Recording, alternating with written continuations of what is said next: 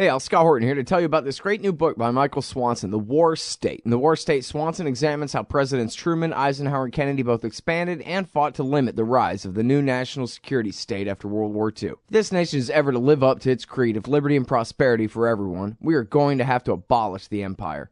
Know your enemy. Get The War State by Michael Swanson. It's available at your local bookstore or at Amazon.com in Kindle or in paperback. Just click the book in the right margin at scotthorton.org or thewarstate.com. Hey, Scott here. On average, how much do you think these interviews are worth to you? Of course, I've never charged for my archives in a dozen years of doing this, and I'm not about to start. But at patreon.com/Scott Horton Show, you can name your own price to help support and make sure there's still new interviews to give away. So what do you think? 2 bits? $1.50? There are usually about 80 interviews per month, I guess, so take that into account. You can also cap the amount you'd be willing to spend in case things get out of hand around here. That's patreon.com/Scott Horton Show. And thanks, y'all. All right, you guys, Scott Horton Show. Check out the archives, 4,400 and something interviews there at scotthorton.org, going back to 2003. Check out the Libertarian Institute at libertarianinstitute.org, and follow me on Twitter at Scott Horton Show. All right, introducing Ken Klippenstein. He has done great work in the past, and here's some more like that, and co-authored with Joseph Hickman as well. We can talk a little bit about that, who he is if you want later on, but it's called CIA Documents Expose the Failed Torture Methods Used on Guantanamo's Most Famous Detainee. Welcome back to the show, Ken. How you doing? Hey, I'm doing all right. Thanks for having me back on. Very good to have you back on the show here and to read this great piece of work. It's co-authored with Joseph Hickman, the author of the book Murder at Camp Delta, and of course the major source behind the other Scott Horton's great work on the so-called Guantanamo suicides there at harpers.org. He was the Guantanamo guard who was witness to the murder after the fact, not the actual murder, but the circumstances surrounding the murder of 3 men at the Penny Lane, the CIA black site there at Guantanamo. So here, very interesting to see him co-authoring this great report with you here. And the bottom line is you've got some new documents. You even beat Jason Leopold to the punch on this one, huh? Yeah, he's a big specialist on FOIA. And on Zubaydah. He does great work on Zubaydah. So this is over 100 pages of documents that were obtained via the discovery process in the course of the trial that weren't released to the public. The defense team has their own political considerations and things like that. But I was provided it by a source who thought that this should be in the public record and the public needs to know exactly how it was treated, because when you look at the Senate torture report, that doesn't cover everything by any stretch. There are all sorts of practices and really controversial events that never made it in the public record that hopefully these pages can try to help inform people about. Right. Yeah, of course, all they ever released of the torture report, the Senate torture report, was the declassified version of the summary, the 500-page massive volume that's just the summary of the 6,700 and something page or 6,800 and something page entire study, which remains classified, calling all whistleblowers with access to that. Can't be too many, but a few at least. All right. So now I mentioned the name Zubaydah here. So this is the guy that they claimed forever and ever was the number 3 man in Al-Qaeda, who, of course, the CIA themselves later admitted that was incorrect. There's the famous quote of George W. Bush, the president, telling George Tenet, the director of the Central Intelligence Agency, "What? Well, you're not going to make me lose face on this, are you, George?"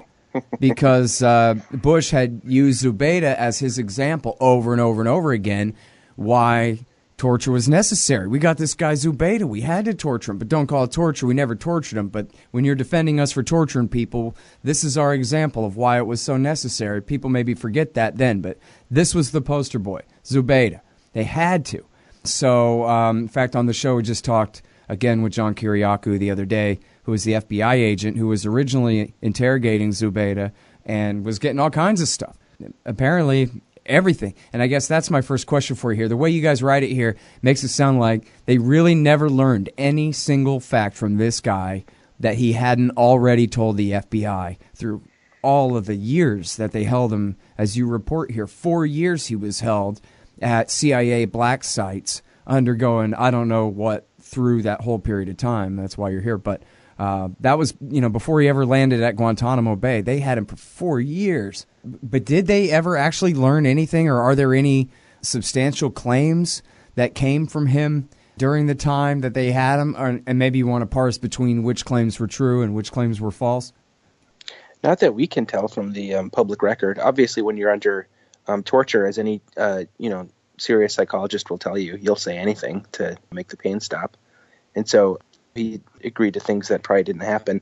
But from what we can tell from the public record, of course, the government can always claim, oh, there's more things that are classified that you don't know about. But from what we can tell, I don't think so. And there are some reports, I'm sorry I don't have the footnote off the top of my head, but there were some that, I don't know if he originated the claims, but he at least had, quote, substantiated claims about Saddam Hussein and his involvement with al-Qaeda under torture. And right, of course. The hated enemies, Saddam and al-Qaeda hated each other. Right. But, and of course, it was Sheikh al-Libi who had come up with the biggest tall tales there, also under torture, about Saddam teaching them how to make chemical weapons and all that. But apparently Zubaydah had chimed in on some of that as well. Right. It's incredible the amount of accusations and allegations the government ultimately had to vacate about Zubaydah.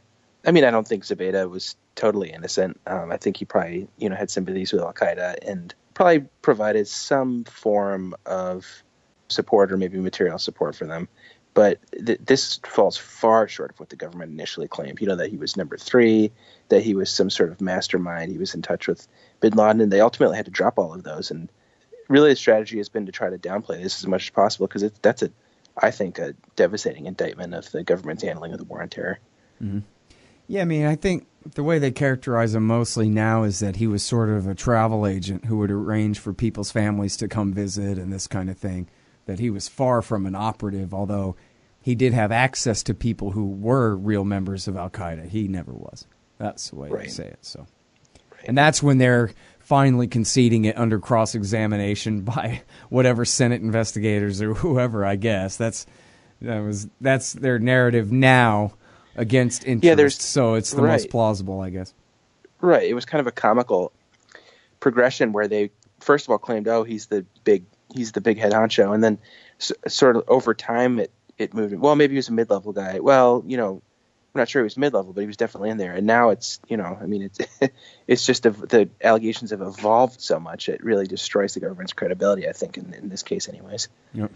All right, so you got some new stuff in here, you really do, about some of the torture methods that were used on Abu Zubaydah. So I guess the scene is a torture dungeon in Thailand. The FBI agents led by he was the CIA agent. It was the FBI agents who were interrogating him. They were pushed out of the way by the CIA who came in. And so then what happened?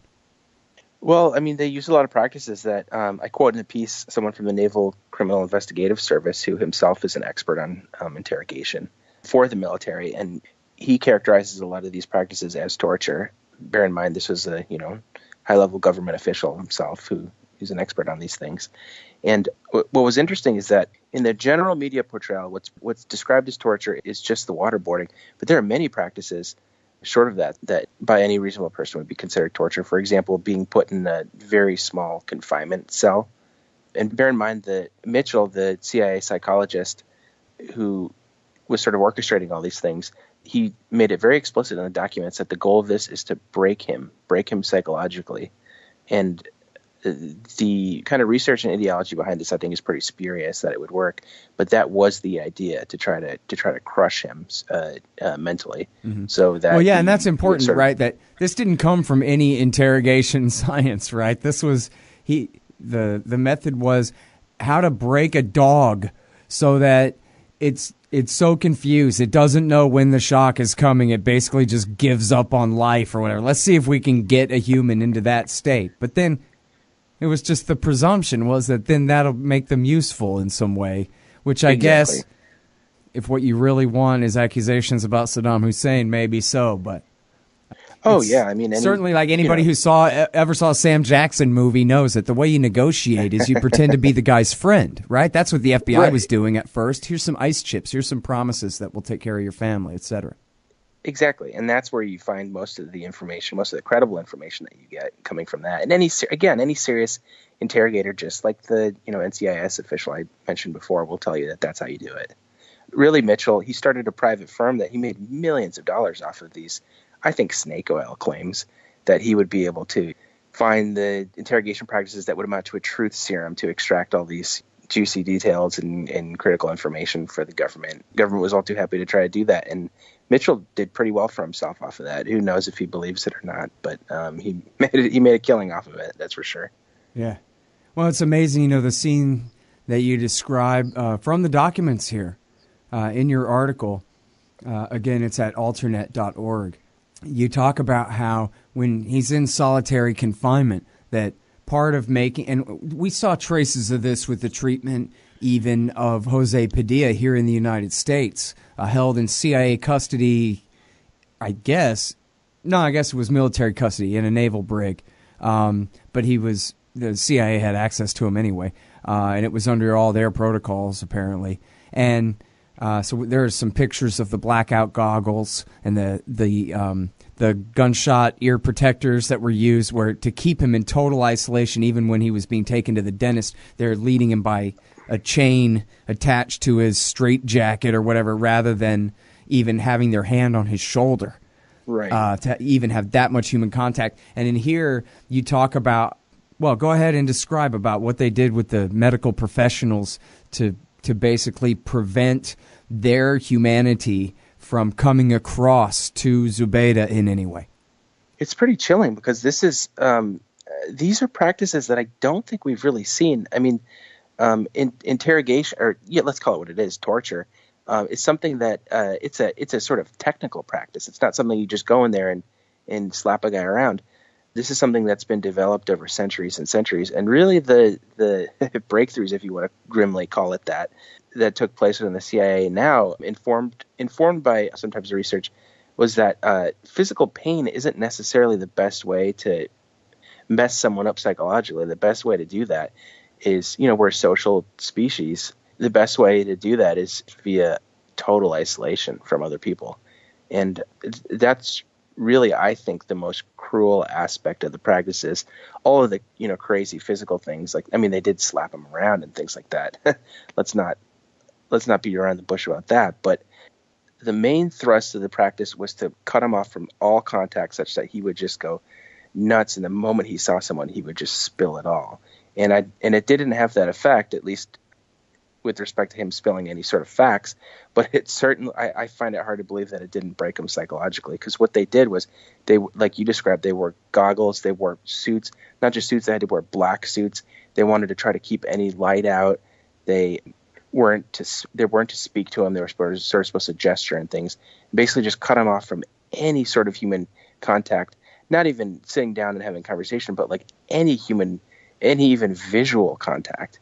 Which the effect that would have on someone, we don't know from psychology, because you're not allowed to do that. You're not allowed to research civilian settings, because it's well understood that this is like absolutely cruel and unjustifiable. Mm-hmm. But that was part of the MK Ultra program before, and trying to create mind control slaves was sensory deprivation to the point of complete insanity. But then, again, to what end? Other than it's fun to be a sadistic torturer if you're a sadistic torturer.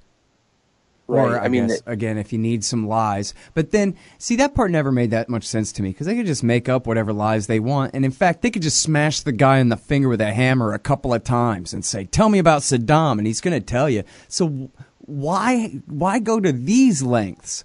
That's the thing, other than just, cool, we got the contract to push these experiments as far as we can, short of injecting blue dye into twins' eyes. Right. Well, I mean, I think there's a few reasons, and I can only speculate, of course, because what you see from the records is an elaborate attempt to try to describe this breakthrough method that Mitchell came up with. So I imagine a good part of it had to be trying to bamboozle the CIA and the Defense Department into thinking that he had some sort of cutting-edge new technique that no one had thought of before. And if you're going to smash someone's hand with a hammer, that would work for the information, but that might not convince the CIA and the DoD that this is some sort of novel technique, since anyone could do that. And the other thing is, I mean, this could just be bloodlust. I mean, this was post 9/11. People had a lot of rage about certain things, and whether or not Zubaydah was any sort of like high up guy in Al Qaeda, maybe they thought maybe this was some kind of catharsis for them. I can only speculate. Yeah. But between those two reasons, I think that would account for a lot of it. Yep. And by the way, I should mention, when I was thinking of Sam Jackson as the negotiator, that was some movie where he was a cop in the 1990s. But there's one from the early teens where he's the CIA contractor torturer. He's Mitchell, and it's all very justified. And, in fact, the nuke goes off and kills a bunch of people at the end anyway. But anyway, it's still justified. And so shame on him for that, you know? I didn't see that film. I appreciate the fact that he wants the world record for man in most movies ever or whatever. That's cool, but you could skip the one where your job is making torture perfectly all right. And in fact, the guy he's torturing is an American in the movie too. Oh God! But he's a traitor who's gone over to the terrorist side. All right, so now you talk about the legality in here. I'm interested. I'm sorry. Do you remember offhand the date of when all of this started, according to the documents here?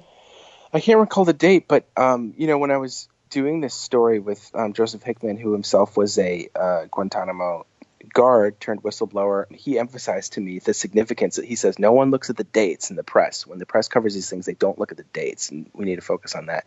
And he was exactly right, because what you find when you look at the dates is that a lot of these practices that amount to torture actually predated the Office of Legal Counsel's official authorization, so-called, for the torture practices. Right. So I find that interesting because it shows that if there's the political will within the White House, they can engage in these things without even the fig leaf of legal justification from their own lawyers. Right.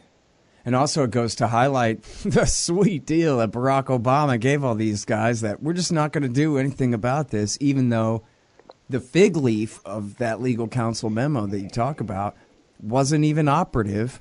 As a fake excuse as that would be to hide behind anyway, wasn't even signed till August of 2002.